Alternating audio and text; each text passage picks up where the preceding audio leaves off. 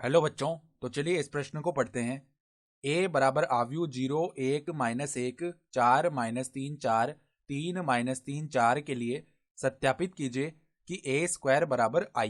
ठीक है, तो ये एक आव्यूह दिया हुआ है और हमें दर्शाना है अर्थात सत्यापित करना है कि a स्क्वायर का जो मान है वो i अर्थात इकाई आव्यूह के बराबर होगा। तो प्रश्न में आगे बढ़ने से पहले इस प्रश्न से संबंधित जो मुख्य अवधारणा है उसकी हम चर्चा कर लेते हैं। तो देखो, मुख्य अवधारणा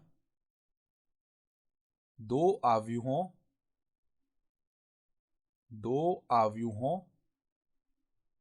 ए व बी का गुणन करने के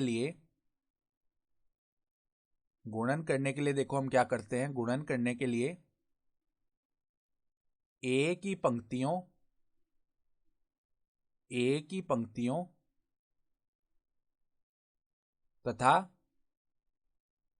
तथा बी के स्तंभों का क्रमानुसार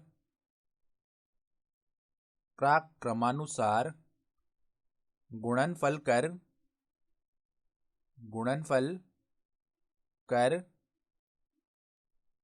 उसके बाद तदुपरांत योग करते हैं। ठीक है, तो इस प्रकार होता है गुणा। और ये तो हमें पता ही होना चाहिए कि यदि हम a और b आव्यूह का गुणा कर रहे हैं तो a में जो स्तंभों की संख्या है वो b में पंक्तियों की संख्या के बराबर होती है, तभी गुणा हो पाता है। तो अब देखो, हमें a स्क्वायर जो है वो i अर्थात इकाई आव्यूह के बराबर आएगा, ये सत्यापित करना है। तो a स्क्वायर हम ज्ञात कर लेते हैं। तो a स्क्वायर का मतलब क्या हो गया, a गुणा में a। तो यहाँ पे देखो, इस आव्यूह का गुणा इसी से करेंगे तो 0 1 -1 4 -3 4 और 3 -3 4।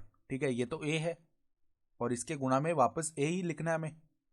तो देखो, इसके गुणा में a आव्यूह क्या है, 0 1 -1 4 -3 4 और 3 -3 4। तो यहाँ पर देखो हम गुणा कर लेते हैं। तो यहाँ पे हम देख सकते हैं गुणा करने पे क्या आएगा, 3 गुणा 3 का आव्यूह आएगा।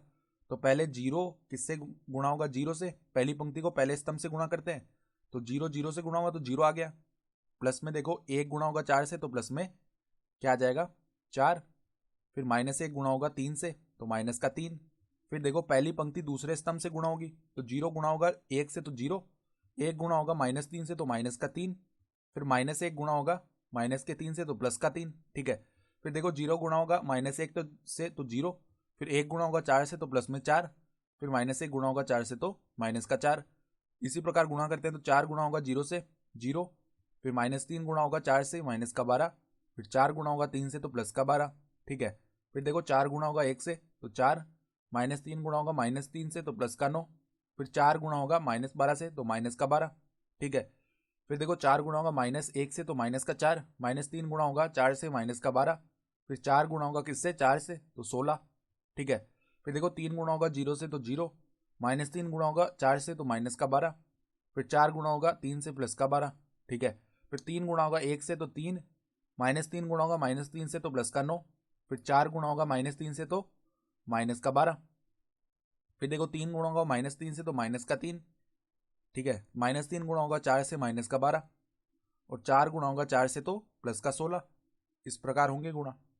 तो ए स्क्वायर का जो मान है वो किसके बराबर आ जाएगा, ए स्क्वायर बराबर में, यहाँ पर सरल करते हैं हम पदों को तो क्या बन जाएगा, देखो 4 -3 1 हो गया। फिर यहाँ पर -3 + 3 0 हो जाएगा और 4 - 4 0 हो जाएगा। तो 1 0 0 बन गया पहली पंक्ति में। तो 1 0 0। दूसरी पंक्ति में देखो, -12 + 12 0 हो जाएगा। फिर 4 + 9 13 होता है, 13 - 12 1 आ जाएगा। फिर -4 -12 -16 होगा और प्लस में 16 0 हो जाएगा। तो यहाँ पर बन जाएगा 0 1 और 0। ठीक है, तो 0 1 0। फिर देखो तीसरी पंक्ति में -12 + 12 0 हो जाएगा। 3 + में 9 12 होता है और -12 0 हो जाएगा। -3 -12 माइनस का 15 होगा, प्लस में 16 1 बन जाएगा।